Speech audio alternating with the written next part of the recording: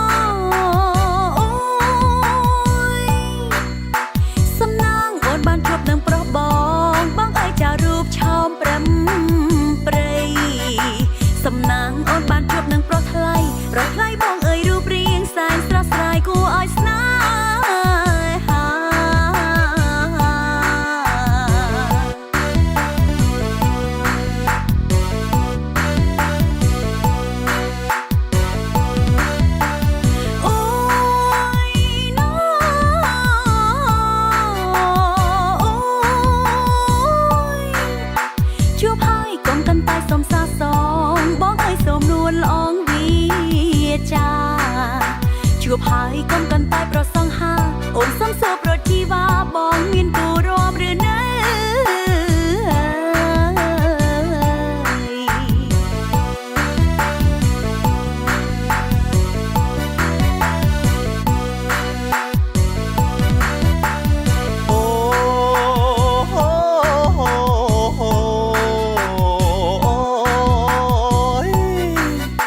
រាត្រីបងបានជួបនឹងស្រីស្ងួននឹមនួនប្រុសបងនៅទុំ